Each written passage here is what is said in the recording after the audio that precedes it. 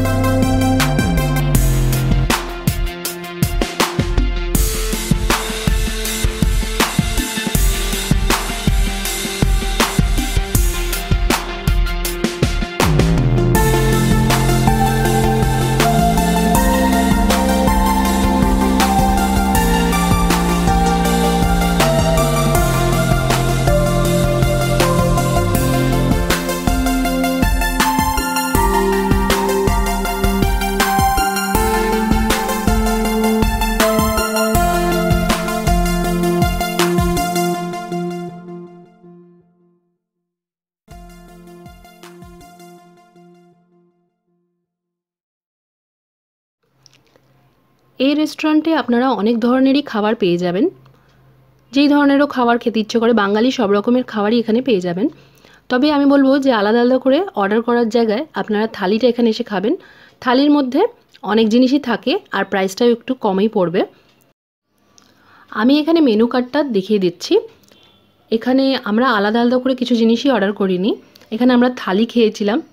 থালির নাম শুনেছিলাম যে এখানে থালি অনেক রকমের আছে, গুপির থালি, বাঘার থালি, হরিতকির থালি, আমলকির থালি আর মহাভোজ থালিও আছে। তো আমি আর আমার মেয়ে নিয়েছিলাম বাঘার থালি আর হাজব্যান্ড নিয়েছিল মাটন থালি।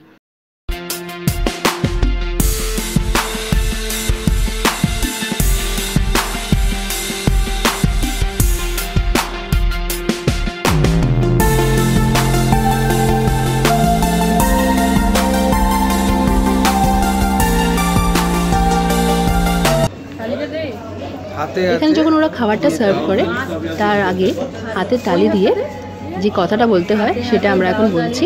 তালি দে, হাতে হাতে দাও তালি, তবে আসবে ভূতের থালি। Thank you. এসে গেছে।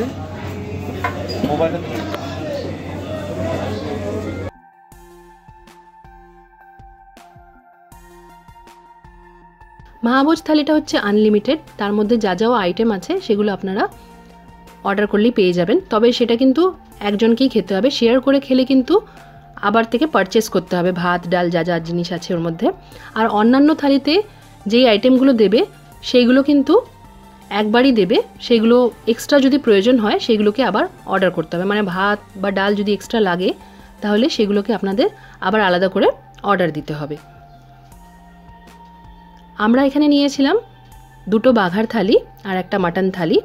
তো বাঘার থালি আর মাটন থালিতে কী কী ছিল সেগুলো আমি দেখিয়ে দিচ্ছি। এখানে আমি বাঘার থালি আর মাটন থালিতে কী কী ছিল সেগুলো বলে দিচ্ছি। বাঘার থালিতে ছিল এমনি সাদা ভাত, সরু চালের যে লম্বা চালের ভাত হয় সেই ভাত, চিকেন পকোড়া দিয়েছিল দুটো, এটা মনে হচ্ছে গন্ধরাজ চিকেনের পকোড়া ছিল, কারণ সেদিন ওরা গন্ধরাজ চিকেন যেটা করে সেটা করেনি, তার জায়গায় পাকোড়া দিয়েছিল। ঝুরি আলু ভাজা, ইলিশ মাছের মাথা দিয়ে কচুর শাক, শুক্তো ছিল, মুগের ডাল সবজি দিয়েছিল যার মধ্যে কাজু কিশমিশও দেওয়া ছিল, পাঁচমিশালি একটা সবজি দিয়েছিল, তার সাথে ছিল পাবদা মাছের ঝাল, মাটন ডাক বাংলো, আমের চাটনি, পায়েস আর একটা করে রাজভোগ।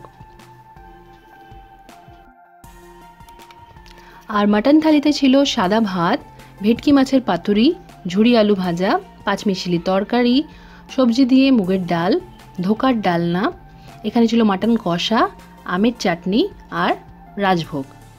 এখানে পায়েসটা দেওয়া হয়নি, পায়েসটা ছিল না। মাটন থালির প্রাইস ছিল 460 আর বাঘার থালির প্রাইস ছিল 550। এছাড়া একটা জিএসটি দিতে হয়। খাওয়ার শেষে একটা করে মিষ্টি পান দেয় সবাইকে। অবশ্যই করে এসে একবার ট্রাই করে দেখে যেতে পারেন এখানের খাওয়া দাওয়া। আমাদের খুবই ভালো লেগেছিল, রান্নাবান্না প্রত্যেকটা খুব সুন্দর ছিল। আজকে ভিডিওটা ভালো লেগে থাকলে অবশ্যই করে ভিডিওটাকে লাইক করবেন আর শেয়ারও করতে পারেন। আজকের মতো এখানেই শেষ করলাম। সবাই খুব ভালো থাকবেন আর সবাইকে খুব ভালো রাখবেন।